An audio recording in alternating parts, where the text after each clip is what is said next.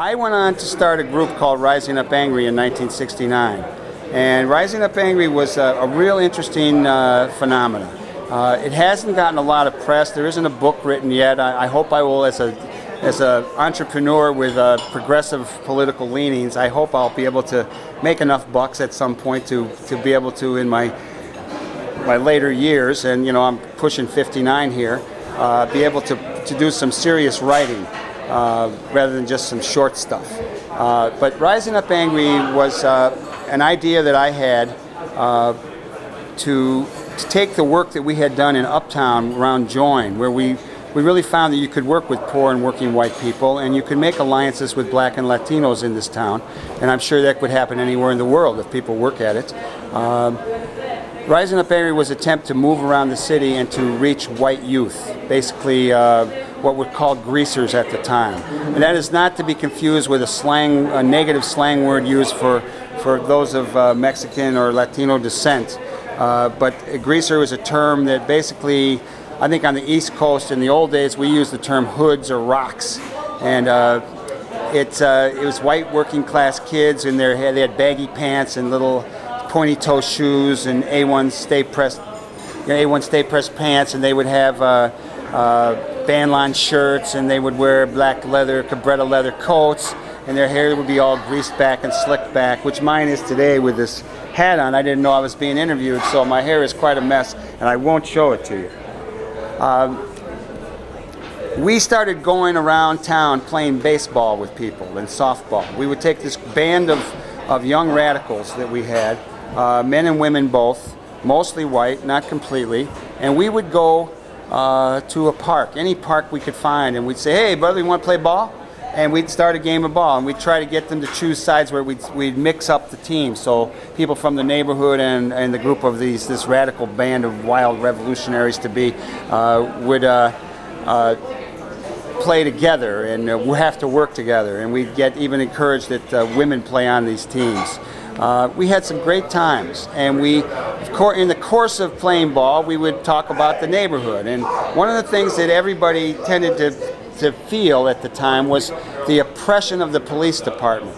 Now, it's probably, some people might think it's probably people deserve to be harassed by the police department, because these were mostly young kids, and they want to drink, and they were probably not the most upstanding of citizens. But society makes you that way in a lot of ways. It drives you to that position, I think. And we put together an organization that was real serious.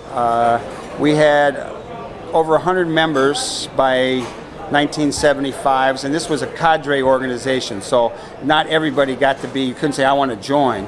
We had mass organizations or groups that people could get involved in, and we had like a legal committee. We had a free health clinic, the Fritzie Engelstein Free People's Health Center. We bussed people to prisons. We dealt with injustices on campuses, and we put out every 3 weeks we put out a newspaper called Rising Up Angry. And the key to that paper was a section we called Stone Grease Grapevine. And basically what that was, we would go to any park, Kilbourne, Pulaski Park, Brants Park, anywhere north or south. We would move around town, and we would take pictures of these young kids, giving the fist, giving the peace sign. We would talk a lot about the war in Vietnam. We would talk about the police. We would talk about the Black Panther Party. We would talk about the Young Lords Party. These were organizations in the black and Latino communities that were on the rise. And we would put this paper out. We would sell the paper on corners. I would stand at Six Corners or at Belmont and Lincoln. I'd say, "Hey brother, all power to the people, from the lower level to the higher, from the shallower to the deeper, from the one-sided to the many, and from the abstract to the concrete. Power to the people, get your Rising Up Angry here," And we'd sell papers, and everybody had a quota. And I was good at it, so I had a higher quota. Other people did other internal work. Rising Up Angry went up to Great Lakes Naval Training Center, and we had a slogan at that time, SOS, stop our ships, save our sailors, and we were trying, we were into the anti-war movement around the Vietnam War. And we had a massive rally up there. The police, I think, were quite fearful of us. There was a Red Squad cop named Maury Daly who used to try to chase us around. And years later, after I had opened the Heartland Cafe, I got a call, and it was a message from Maury Daly saying, "Tell him Che Guevara's nephew called." And he had become the head of the TAC unit here in the, I think we're in the 21st. Ooh, I should have it.